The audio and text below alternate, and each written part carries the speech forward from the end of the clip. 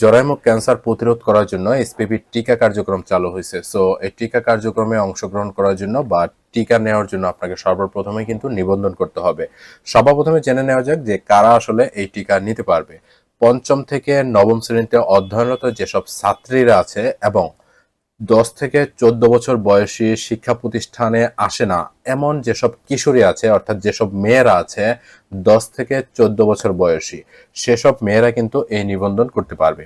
So এই নিবন্ধনটি করার জন্য আপনাকে এই ওয়েবসাইটটিতে আসার পরে এখানে নিবন্ধন করুন এই অপশনটিতে ট্যাপ করবেন। দেন এখানে জন্ম তারিখ এবং জন্ম নিবন্ধনের নম্বর যেটা আছে সেটা লিখবেন এবং লিঙ্গ হিসাবে এখানে নারী সিলেক্ট করতে হবে। তো পুরুষ যেহেতু দেওয়া আছে, পুরুষ কখন করতে পারবে? পুরুষের বয়স যদি 2 বছরের নিচে হয় তাহলে হচ্ছে সেসব পুরুষ কিন্তু জরায়ুমুখ ক্যান্সারের এই টিকাটা নিতে পারবে। তো এখানে আমরা নারী সিলেক্ট করব। দেন এরপরে ক্যাপচা কোডটা এখানে দিয়ে দিবেন। এখানে যে ক্যাপচা কোডটা দেখতে পাচ্ছেন, যদি সময় বেশি হয়ে যায় তাহলে আবার জেনারেট করুন, এই অপশনটাতে প্রেস করলে নতুন ক্যাপচা কোড এখানে দেখতে পারবেন। ক্যাপচা কোডটা হুবহু এখানে জাস্ট আপনাকে লিখে দিতে হবে। লিখে দেওয়ার পরে এখানে যাচাই করুন এই অপশনটাতে ট্যাপ করলে কিন্তু আপনার জন্ম নিবন্ধনে থাকা যেসব ইনফরমেশনগুলো আছে সেসব ইনফরমেশনগুলো এখানে চলে আসবে। তো যাচাই করুন অপশনটিতে ট্যাপ করার পরে কিন্তু আমাদের নাম, পিতার নাম, মাতার নাম এই অপশনগুলো এখানে চলে আসছে। সো আমি সিকিউরিটির জন্য এগুলো হাইড করে রাখছি। আপনারা এখানে নাম, পিতার নাম, মাতার নাম একটু মিলিয়ে নেবেন যে আপনার যে জন্ম নিবন্ধন দিয়ে করলেন সেই জন্ম নিবন্ধন নম্বর অনুসারে এখানে আসছে কিনা। সো এরপর আমরা একটু নিচে চলে আসবো। নিচে আসলে দেখতে পাচ্ছি এখানে একটা মোবাইল নাম্বার দিতে হবে, যে মোবাইল নাম্বারটা দিয়ে আপনি রেজিস্ট্রেশন করবেন এরকম একটা মোবাইল নাম্বার এখানে জাস্ট দিয়ে দিবেন। তো এখানে আমরা একটা ফোন নাম্বার দিয়ে দিব।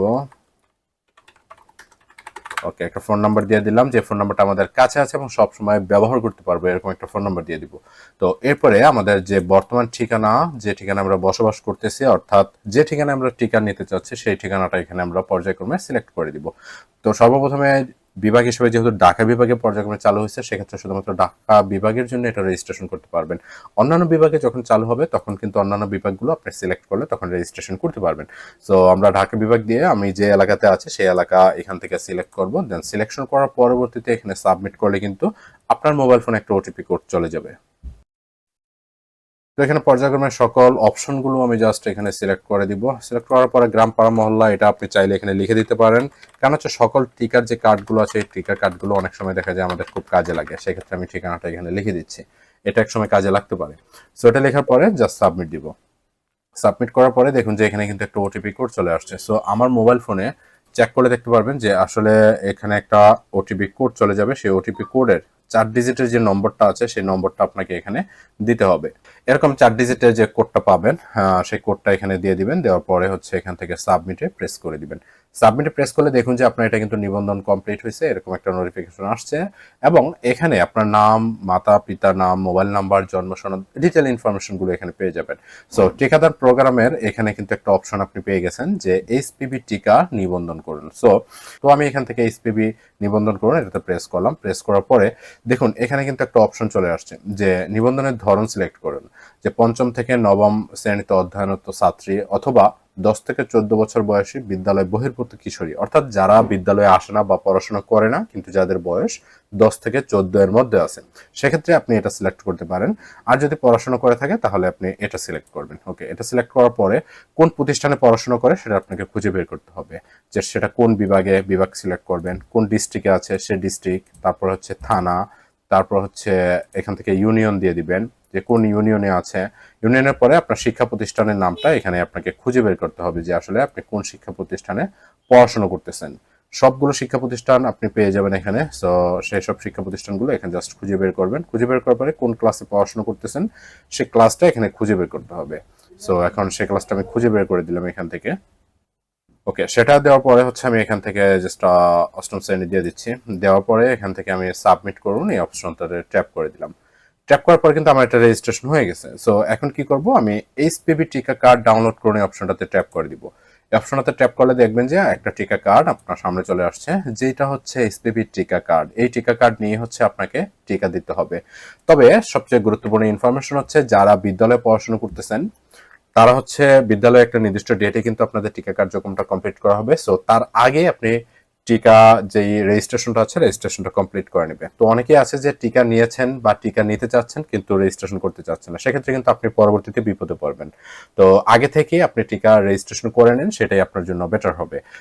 তো যে কোনো সময় আপনি টিকাটা নিতে পারবেন। তো একটু খবর রাখবেন যে আপনার যে জোন আছে, মানে আপনার যে টিকা কেন্দ্র আছে আপনার এলাকায়, সেই এলাকায় কবে টিকা দিচ্ছে, তারপর হচ্ছে আপনার প্রতিষ্ঠানে কবে টিকা দিচ্ছে, সেই টিকাটা আপনাকে গ্রহণ করতে হবে। তবে ভুল করেও আপনি 2টা ডোজ গ্রহণ করবেন না, যেহেতু আপনার ডোজ সংখ্যা হচ্ছে এখানে দেখুন যে একটা, ঠিক আছে। তো একটা ডোজই আপনি নেবেন, ভুল করেও আপনি 2টা ডোজ নিতে যাবেন না, কারণ হচ্ছে যেটার যেই নিয়ম সেই নিয়মটা আপনাকে মেনশন করতে হবে, ভুল করেও আপনাকে এই কাজটা করা যাবে না। সো গাইজ, আশা করি বুঝতে পারছেন যে এসপিভি টিকা কার্ডটা কিভাবে আপনাকে রেজিস্ট্রেশন করতে হবে।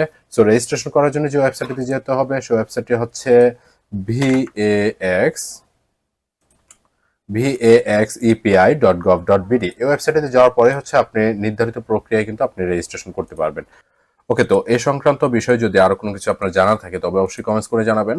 তারপরে আরেকটা বিষয় আপনাদেরকে জানিয়ে রাখি, যদি এখান থেকে কখনো আপনি রেজিস্ট্রেশন করে থাকেন কিন্তু এসপিবি টিকা কার্ডটা ডাউনলোড করতে না পারেন, সেক্ষেত্রে আপনি কিভাবে ডাউনলোড করবেন। তো এখান থেকে যদি আপনি লগ আউট হয়ে যান তাহলে এই ওয়েবসাইটটিতে আসার পরে এখানে দেখতে পারবেন উপরে কিছু অপশন আছে, এখানে হোম, নিবন্ধন করুন, টিকা কার্ড সংগ্রহ, টিকা সনদ সংগ্রহ। সো এখান থেকে কি করবেন, শুধুমাত্র আপনি টিকা কার্ড সংগ্রহ এই অপশনটিতে ট্যাপ করবেন। এই অপশনটিতে ট্যাপ করার পরে আপনার যে নিবন্ধন আছে সেই নিবন্ধনের জন্ম তারিখ, জন্ম নিবন্ধন নম্বর, ক্যাপচা কোড দেওয়ার পরে আপনি যখন যাচাই করবেন তখন কিন্তু ওটিপি কোড আপনার ফোনে চলে যাবে। যে ওটিপি নাম্বারটা আপনি আগে রেজিস্ট্রেশন করার সময় যে নাম্বারটা দিছিলেন সেই নাম্বারে কিন্তু আপনার ওটিপি কোড যাবে। সেটা দেওয়ার পরে হচ্ছে আপনি টিকা কার্ডটা সেম ডাউনলোড করতে পারবেন। সো এরপরে টিকা দেওয়া কমপ্লিট হয়ে গেলে আপনি টিকা সনদ সংগ্রহ করতে পারবেন এই অপশনটি থেকে।